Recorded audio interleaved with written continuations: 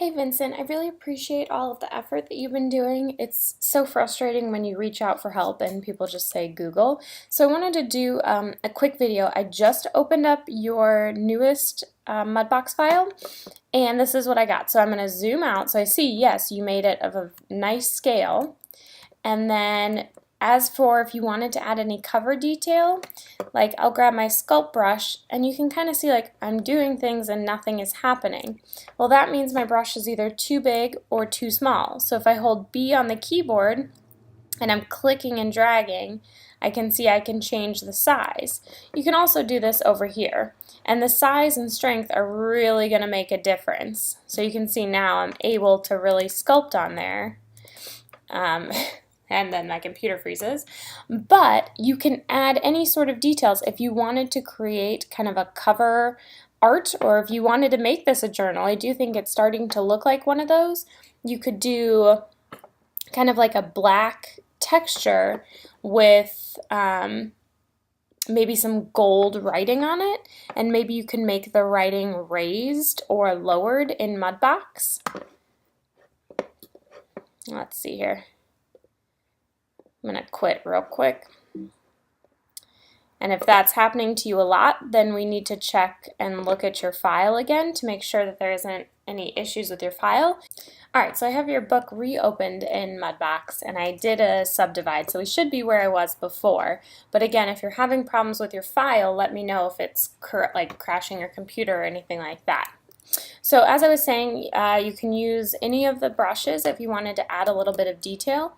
We can also use some of these stencils. I mean, I don't know if any of them really appeal to your book style or not. You can also create your own, but for example, this brick wall, I mean, I don't know why you'd use a brick wall, but just so you can get an example with the stencils, you can zoom your book in or out to have it scale, and then we can rotate it to have it face it, or you can, use a different angle. Then I'm just going to paint with your brush.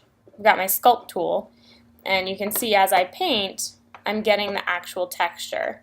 Then you can turn the stencil off, and you can see, I mean, again, I don't know why you'd really want a brick wall, but it's giving that kind of a warped page look. Maybe you don't take it quite as far as this, and maybe you want to smooth it out after that. You grab your smooth brush.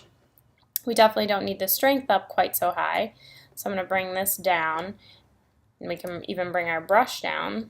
Again, holding B on the keyboard and clicking and dragging, we can start smoothing different parts out.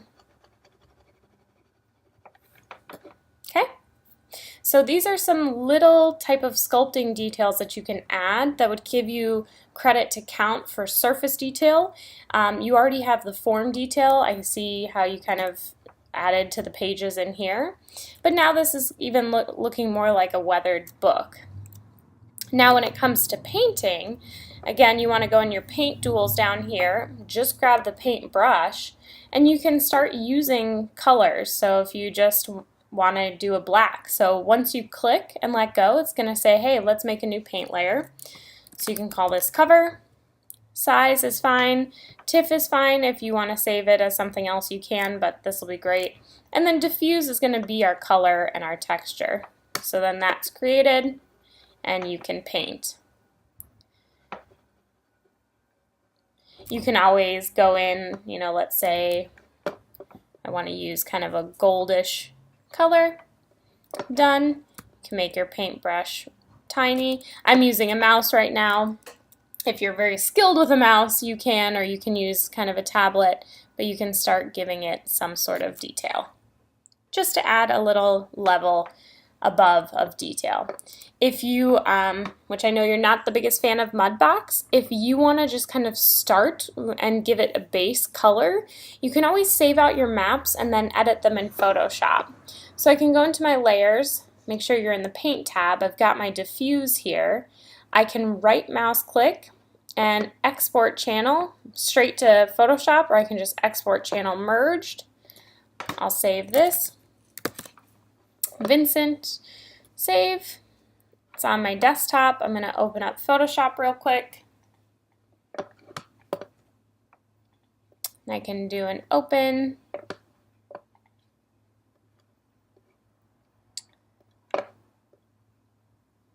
Here is my map. Obviously, if you had continued to paint the side and the back, it would look more complete and have more sharp edges.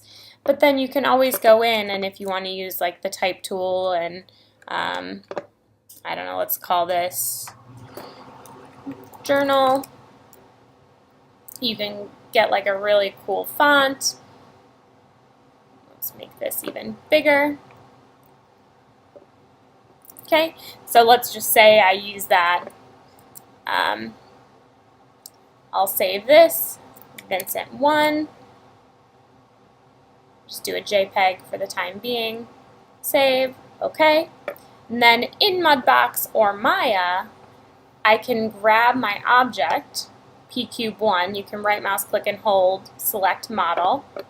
And then in my paint layers, I can import Vincent1, which I believe is on my desktop. I'm going to use it as my diffuse, and now you can see